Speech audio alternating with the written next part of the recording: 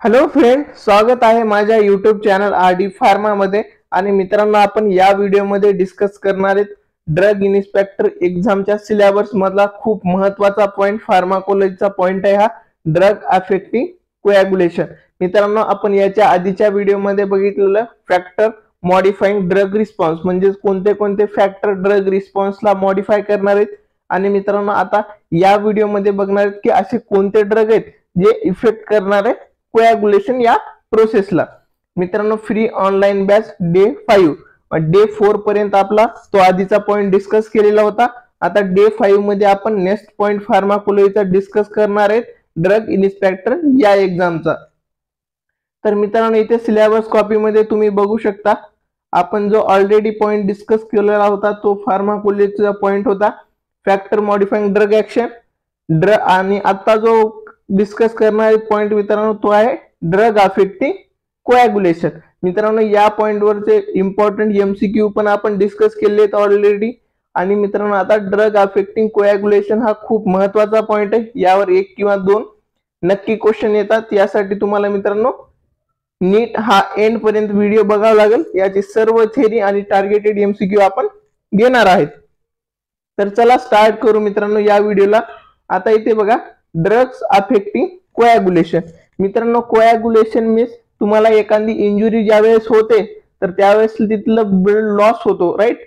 आणि थोड्याच वेळात मित्रांनो तो ब्लड ऑटोमॅटिक स्टॉप होतो, म्हणजे तिथे काय होतो, ब्लड क्लॉट फॉर्मेशन होतो, राईट। तर मित्रांनो, आता ह्या ब्लड क्लॉट फॉर्मेशनला स्टॉप करायचं असेल किंवा ह्या ब्लड क्लॉट फॉर्मेशन होण्यासाठी न हो त्यावर कोणते कोणते ड्रग इफेक्ट करतात, म्हणजे क्लॉट फॉर्मेशनच्या पूर्ण प्रोसेसवर कोणत्या कोणत्या ड्रगचा इफेक्ट होतो ते ड्रग आपल्याला इथे डिस्कस करायचे आहेत या पॉइंट मध्ये। तर मित्रांनो, यामध्ये कोणते कोणते कॅटेगरीचे इम्पॉर्टंट ड्रग इन्क्लूड होतात ते आपण बघू। तर मित्रांनो, सर्वात पहिल्यांदा जे आहे ते असणार आहे अँटीकोॲग्युलंट।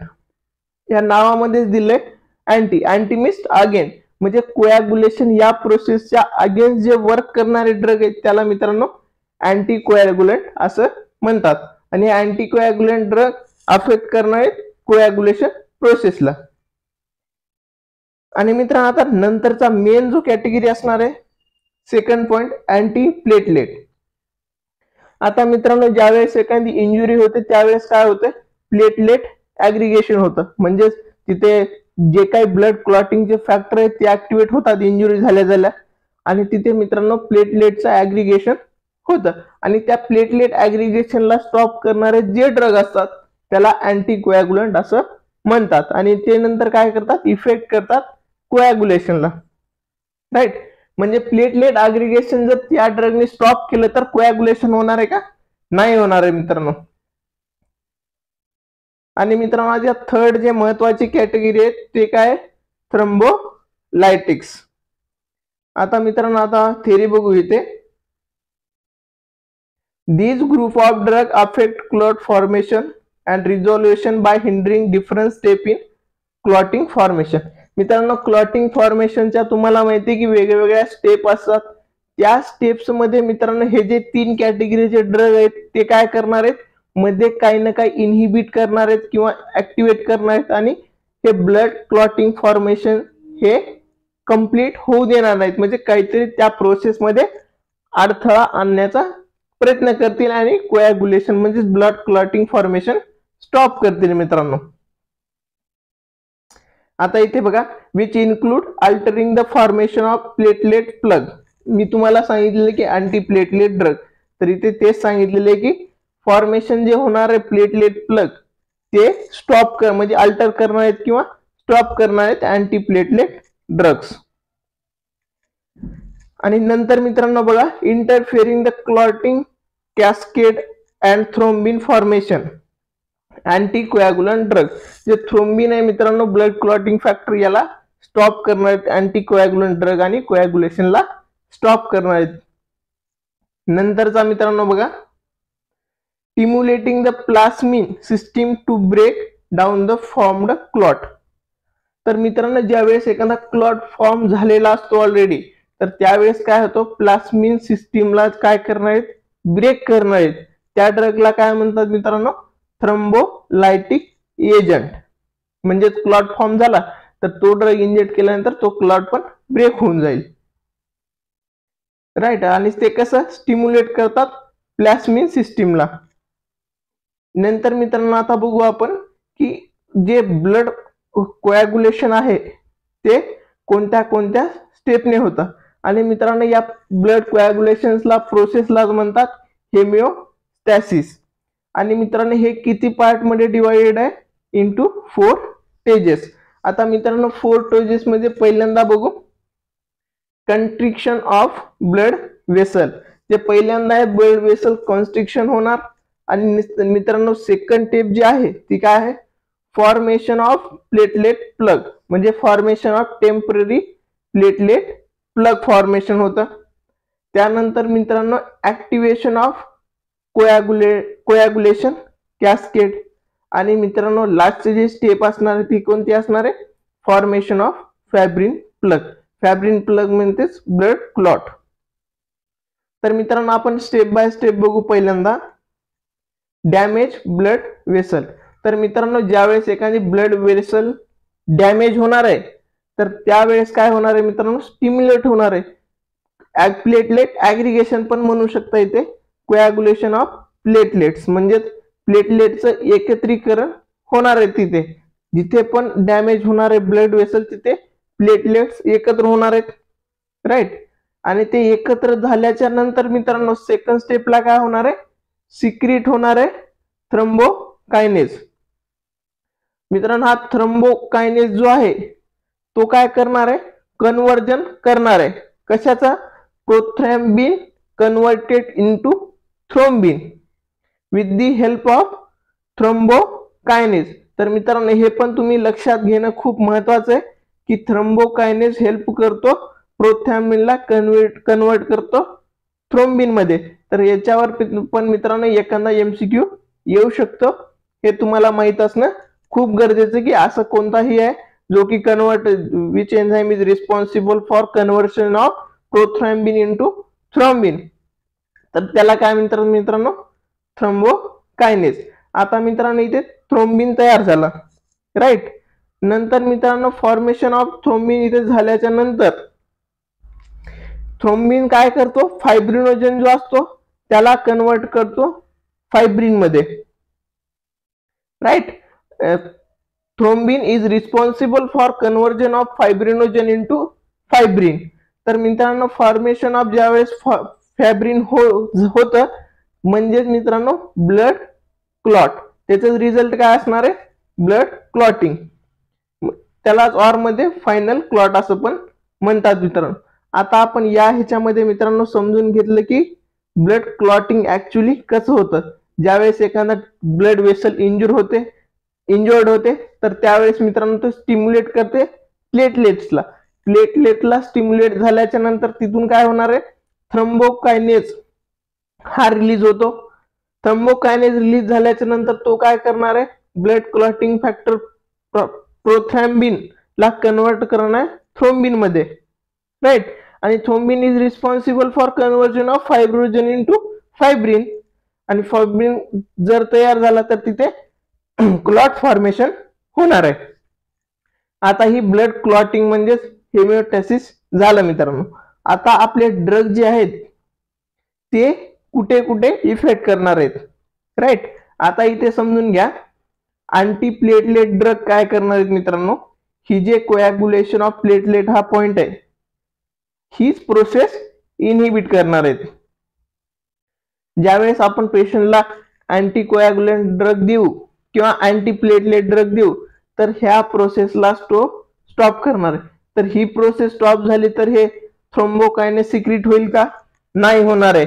म्हणजेच मित्रांनो कोॲग्युलेशन वर अफेक्ट करणारे हे ड्रग आहेत, राईट. ज्यावेळेस अँटी आणि ह्याला अँटी प्लेटलेट म्हणजे हे प्लेटलेट स्टिम्युलेशनचं ज्यावेळेस होतं तर इथेच ते ऍक्ट करणार आहेत आणि इथेच प्रोसेस स्टॉप होणार आहे, राईट.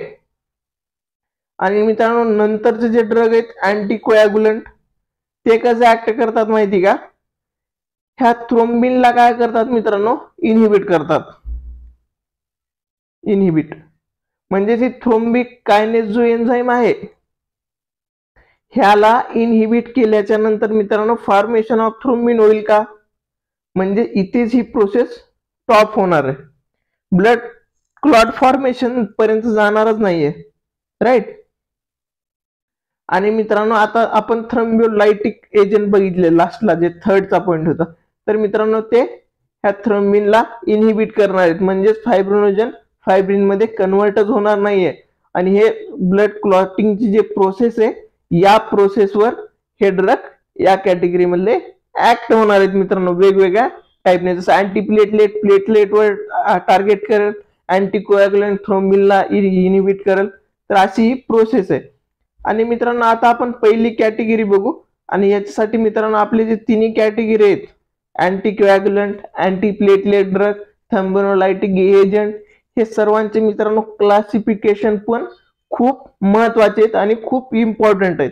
तर मित्रांनो हे जे क्लासिफिकेशन आहे ती मित्रांनो मी के.डी. त्रिपाठी या बुकचं यूज केलेले. आणि मित्रांनो आपल्या व्हिडिओमध्ये जे काही फार्माकोलॉजीचे पॉइंट असतील त्याच्यातले सर्व क्लासिफिकेशन हे कोलॉजीचा के.डी. त्रिपाठी बुक मधलेच असणार आहेत आणि तो सर्वात चांगला बुक आहे मित्रांनो. आता आपण क्लासिफिकेशन बघू मित्रांनो अँटीकोॲग्युलंट ड्रगचे. तर ह्याच्यामध्ये मेन 2 टाईप आहेत मित्रांनो. एक आहे पॅरेंटल अँटीकोॲग्युलंट, म्हणजेच इंट्राव्हेनसली, इंट्रामस्क्युलरली हे जे रूट आहेत पॅरेंटल रूट सर्व त्या थ्रू ड्रग ऍडमिनिस्टर्ड करणार आहेत मित्रांनो, राईट. आणि दुसरी जे कॅटेगरी आहे मित्रांनो तुम्ही बघू शकता, जे असणार आहे ओरल अँटीकोॲग्युलंट, म्हणजेच ओरली आपण तो ड्रग ऍडमिनिस्टर्ड करू शकतो. आता मित्रांनो इथे बघा पॅरेंटल अँटीकोॲग्युलंट मध्ये 2 टाईप आहेत, 2 सब टाईप आहेत मित्रांनो. आता इथे बघा इनडायरेक्ट थ्रोम्बिन इनहिबिटर, म्हणजे मित्रांनो हे जे ड्रग आहेत ते काय करणार आहेत, पॅरेंटल अँटीकोॲग्युलंट वाले थ्रोम्बिनला इनहिबिट करणार आहेत, राईट. पण ते कसे करणार आहेत, इनडायरेक्टली थ्रोम्बिन इनहिबिट करणार आहेत. तर याच्यामध्ये मित्रांनो आपण जर सगळ्यात महत्वाचा ड्रग बघितला तर ते आहे हेपॅरिन. आणि मित्रांनो हेपॅरिनवर पण 100% एखादा क्वेश्चन येणार आहे तुम्हाला, म्हणजे तुम्हाला हे क्लासिफिकेशन माहिती असणं गरजेचं आहे. आणि मित्रांनो नंतर हेपॅरिनचं जे काही मोड ऑफ ऍक्शन असेल, सर्व गोष्टी असतील, त्याचं फार्मॅकोडायनामिक, त्याचं ऍब्सॉर्प्शन, डिस्ट्रीब्युशन, मेटाबॉलिझम म्हणजे फार्मॅकोकायनेटिक, नंतर त्याचे Contra indication, indication, adverse drug effect, हे सर्व इंटरॅक्शन हे आपण नंतरच्या व्हिडिओमध्ये डिस्कस करणार आहेत मित्रांनो. आता आपण फक्त क्लासिफिकेशन बघणार आहेत. अँड पॅरेंटल अँटीकोॲग्युलंट मध्ये 2 टाईप आहेत, इनडायरेक्ट थ्रोम्बिन इनहिबिटर आणि दुसरं आहे मित्रांनो डायरेक्ट थ्रोम्बिन इनहिबिटर. तर मित्रांनो आपण पहिल्यांदा इथे बघू की ह्याच्यामध्ये कोणकोणते ड्रग आहेत. एक असणार आहे हेपॅरिन, जे असणार आहे अनफ्रॅक्शिनेटेड. आणि मित्रांनो हेपॅरिनच एकच ड्रग ह्याच्यामध्ये इन्क्लूड होणार आहे, पण मित्रांनो लो मॉलिक्युलर वेट हेपॅरिन, म्हणजेच हेपॅरिनचं जे लो मॉलिक्युलर वेट आहेत त्याच्यामध्ये खूप सारे ड्रग इन्क्लूड होतात. इनॅक्झापॅरिन, रेव्हिपॅरिन मधलं मित्रांनो पॅरिन हे लास्टला जर तुम्हाला दिसलं तर हे ड्रग कोणते असणार आहेत मित्रांनो, लो मॉलिक्युलर वेट हेपॅरिन असणार आहेत, हे 6. आणि नंतर इथं फोन्डापॅरिनॅक्स आणि डेनापॅरेनॉइड हे ड्रग पण इन्क्लूड होणार आहेत, इनडायरेक्ट थ्रोम्बिन इनहिबिटर. आणि ते कोणते असणार आहेत, पॅरेंटल अँटीकोॲग्युलंट. आता दुसरं पॅरेंटल अँटीकोॲग्युलंट मध्ये दुसरं आहे डायरेक्ट थ्रोम्बिन इनहिबिटर, जे की डायरेक्ट थ्रोम्बिनला इनहिबिट करतात. मित्रांनो थ्रोम्बिन कशासाठी रिस्पॉन्सिबल आहे, फायब्रोनोजन कन्व्हर्टेड इनटू फायब्रिन. आणि फायब्रिन कशासाठी म्हणतात, ब्लड क्लॉट फॉर्मेशन साठी. तर त्या प्रोसेसला इनहिबिट करणारे ड्रग आहेत. बायव्हॅल्युरिडिन, इथे पहिला ड्रग जो असणार आहे तो बायव्हॅल्युरिडिन असणार आहे. आणि दुसरा आहे मित्रांनो अर्गॅट्रोबॅन. हे 2 ड्रग हे जे असणार आहे ते डायरेक्ट थ्रोम्बिनला इनहिबिट करणारे आहेत, राईट. तर मित्रांनो आता आपण दुसरा क्लास बघू, जे की असणार आहे ओरल अँटीकोॲग्युलंट. त्याच्यामध्ये मित्रांनो पहिला क्लास जे आहे ते काय आहे, विटॅमिन के अँटागोनिस्ट. तर मित्रांनो इथे असा पण क्वेश्चन विचारतात DI मध्ये की which of the following drug is not vitamin K antagonist. मित्रांनो तुम्हाला सरळ क्वेश्चन नाहीत विचारणार, ते काय म्हणणार आहेत, not vitamin, which of the following is not vitamin K antagonist. म्हणजे नॉट म्हणजे मित्रांनो ह्याच्या हे असणार आहेत ऑप्शन मध्ये, पण इथं नॉट म्हणलेलं आहे ते नाहीये. म्हणजे हे दुसरं जर क्लासिफिकेशन ह्याच्यासाठी तुम्हाला व्यवस्थित माहित असणं गरजेचं आहे. कॅटेगरी कोणती आहे, त्याची सब कॅटेगरी हे कन्फर्म तुमच्या बाय हार्ट असेल तरच ते क्वेश्चन तुम्ही इझिली सॉल्व्ह करू शकता. आणि महत्वाची गोष्ट म्हणजे DIच्या एक्झाम मध्ये मित्रांनो तुम्हाला टाइम खूप कमी असणार आहे, म्हणजे तुम्ही जास्त विचार नाही करू शकणार. तुम्हाला ते आन्सर परफेक्ट कधी येईल, ज्या वेळेस तुम्हाला मित्रांनो सर्व बाय हार्ट असणार आहे आणि एक्झॅक्ट टाइमला आठवणार आहे. यासाठी तुम्हाला मित्रांनो क्लासिफिकेशन जेवढे बी असतील त्याची प्रॅक्टिस करणं खूप महत्वाचं आहे आणि त्याची टाइम नुसार रिव्हिजन देणं पण खूप महत्वाचं आहे मित्रांनो. आता विटॅमिन के अँटागोनिस्ट मध्ये आपण बघू बिस हायड्रॉक्झिक्युमॅरिन, म्हणजे मित्रांनो त्याला डायक्युमॅरोल पण असं म्हणतात.